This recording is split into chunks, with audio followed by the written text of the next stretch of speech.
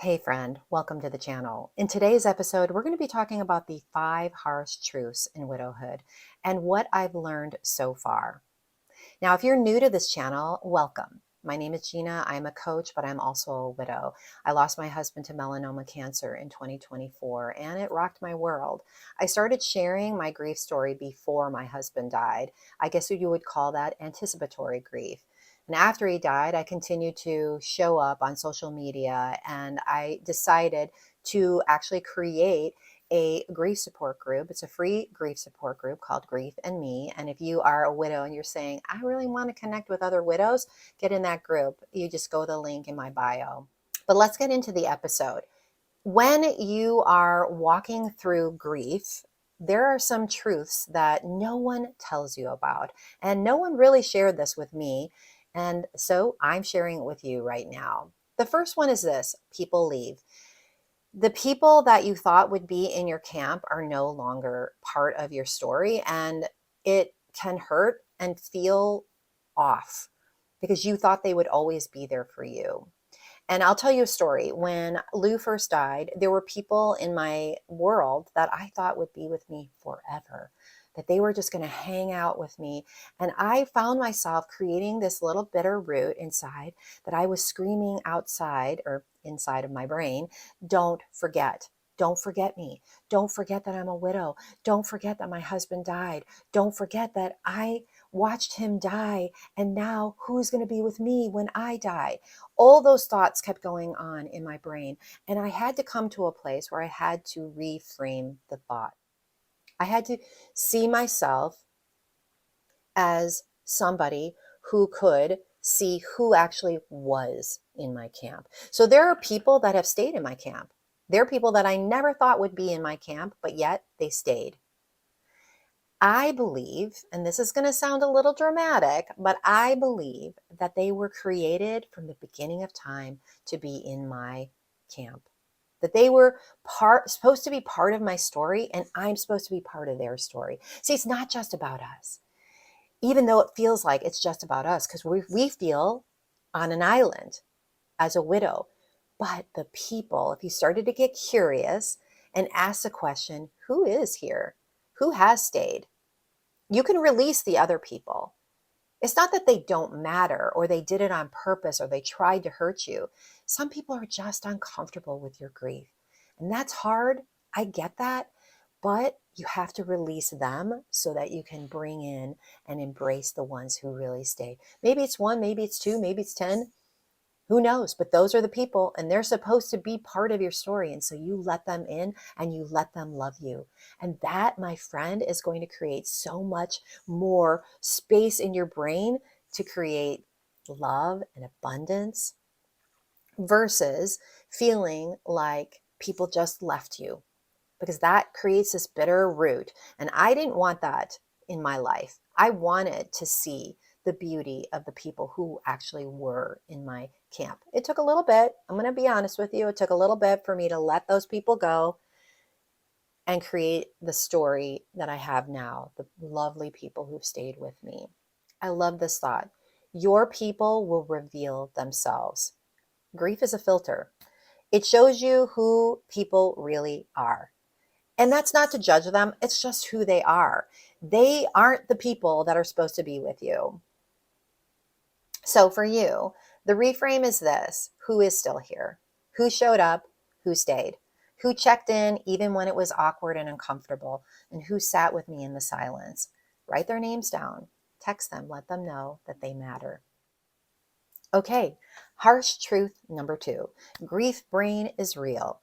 You know, nobody told me that when I felt a few weeks after Lou died, I was just losing things. I was forgetting things. I was feeling like I was like maybe early onset Alzheimer's. I was feeling a little crazy. No one said, hey, that's grief brain. Be kind to yourself. Be gentle to yourself. I remember a specific point where I actually said to somebody, I feel like I'm like losing it. And this person actually was a psychologist and never said, oh, that's called grief brain. I actually looked it up and found like, oh, that is a thing. Your brain is trying to adjust to this traumatic event of losing your spouse. I want to get a little nerdy with you here just for a second, because this actually helped me. When you experience trauma or loss, your brain literally changes. The amygdala, that's the part that processes emotions, goes into overdrive.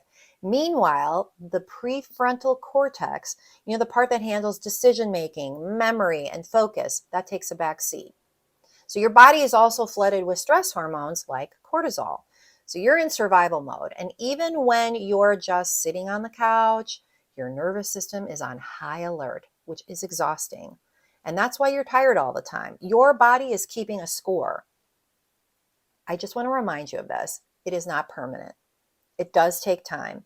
Your brain needs to heal, just like a broken bone needs to heal. So be patient with yourself. Write everything down, set alarms, give yourself grace. You're not broken. So here's the reframe in this, because remember, our brains are only designed to listen to what we tell it. So instead of beating yourself up about grief brain, just get curious.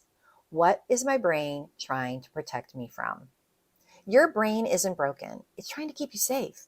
It's prioritizing survival over remembering where you put your keys or how to pay such and such or do such and such. Your brain is actually acting in a very incredible way. And that, I think, is beautiful. So ask the question, what am I able to do even with my grief brain?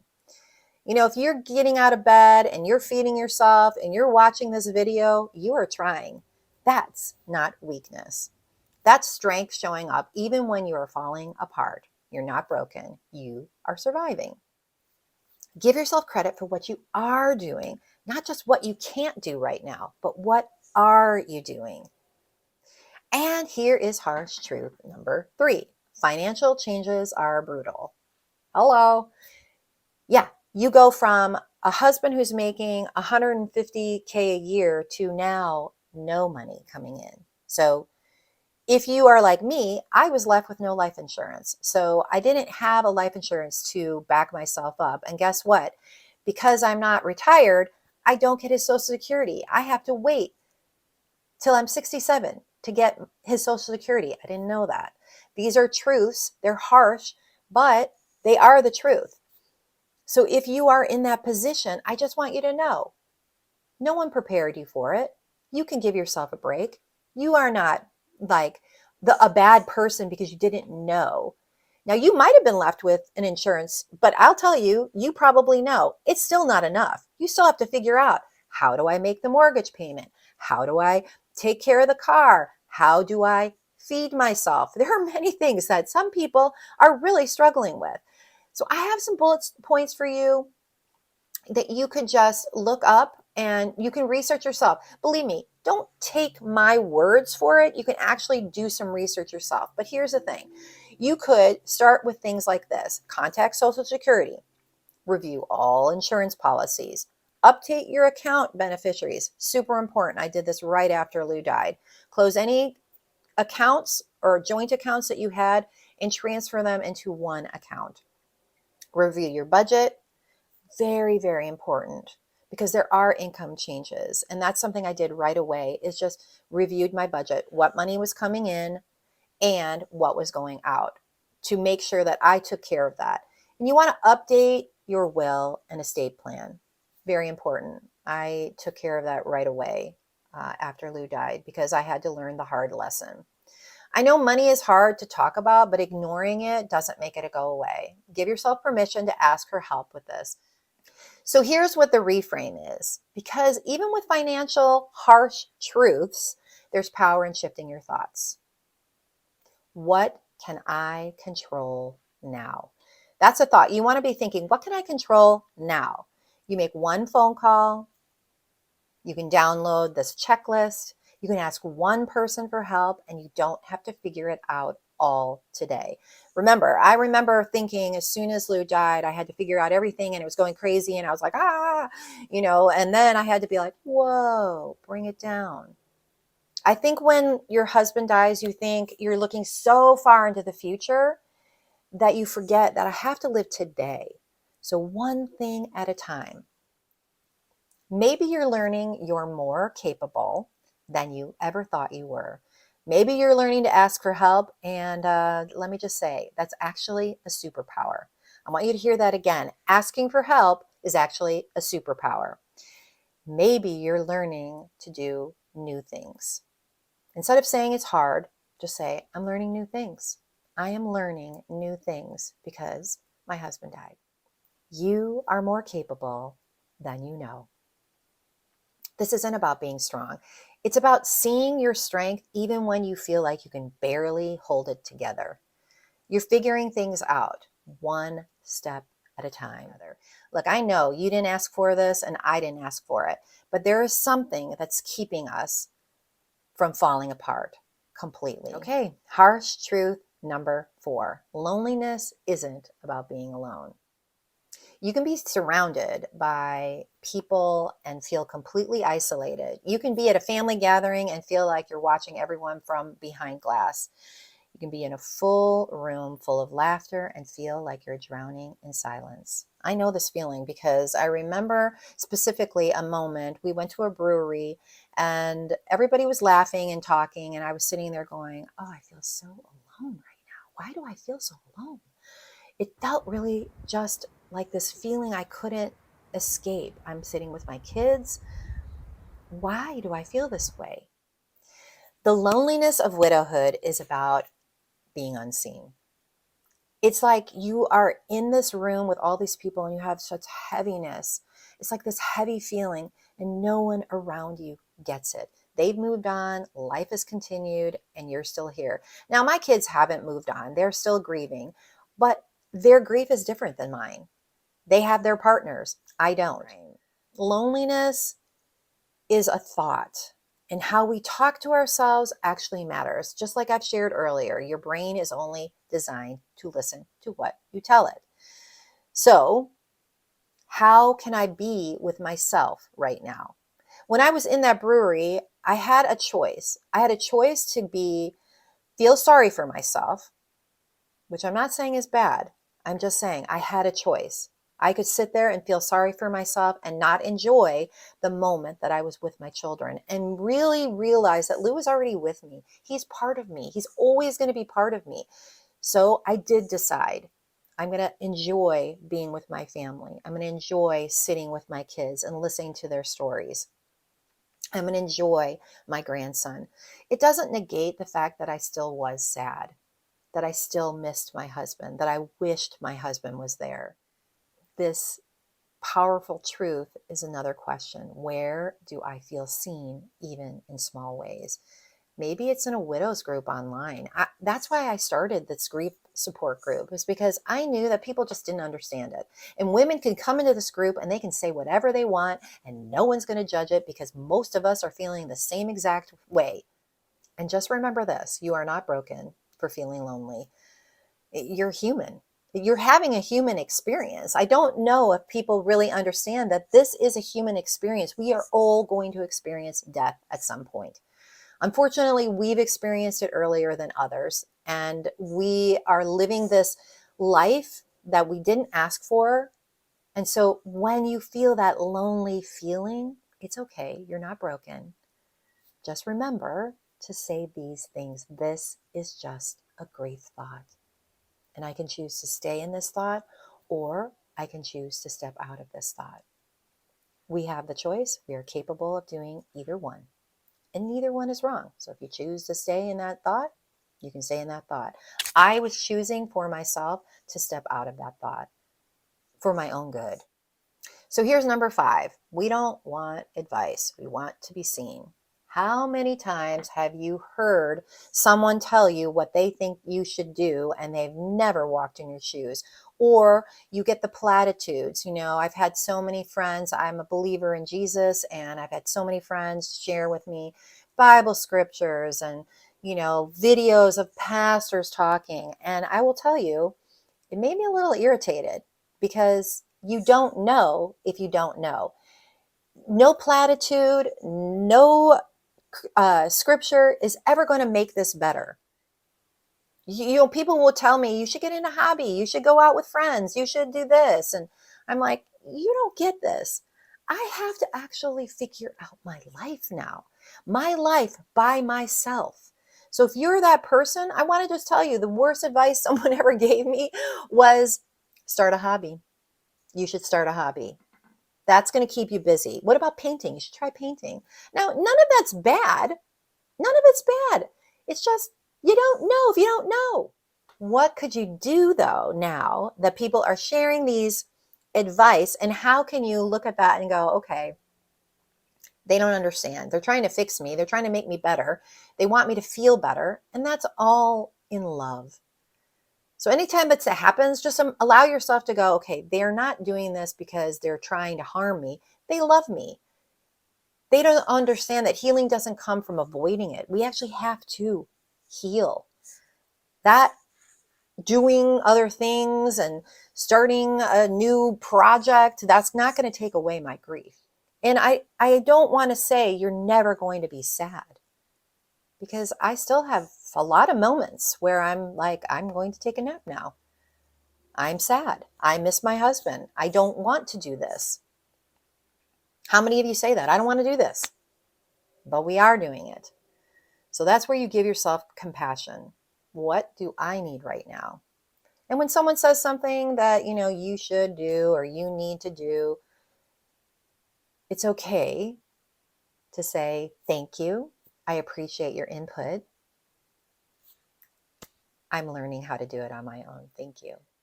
It's okay for you. I'm going to give you permission to fall apart, permission to scream, permission to get angry, permission to rest, to feel joy without guilt. You get to decide. Your needs are valid. No one can tell you how to do this. Only you can do that. Only you can listen to what I'm saying. I'm a widow, but maybe you're looking at some of this stuff and going, I don't really want to do that. That's okay. You can do whatever you want, because you know why? This is your journey. Why I started this channel was because I felt like nobody is talking about these things. Nobody's saying to that widow like me, hey, it's okay. You're going to feel this way, and that is okay. So here's something you can go with. How can I see myself today? You can look in the mirror and you can say, I see you. I see how hard you are trying. Have you ever thought that? Have you ever thought when you look in the mirror, instead of saying, oh man, yikes, to say, look, I see you.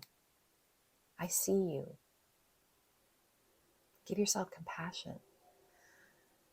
Even right now, you could take your hand and put it on your heart, or just right here on your chest, and take a deep breath in and just say out loud, I see you.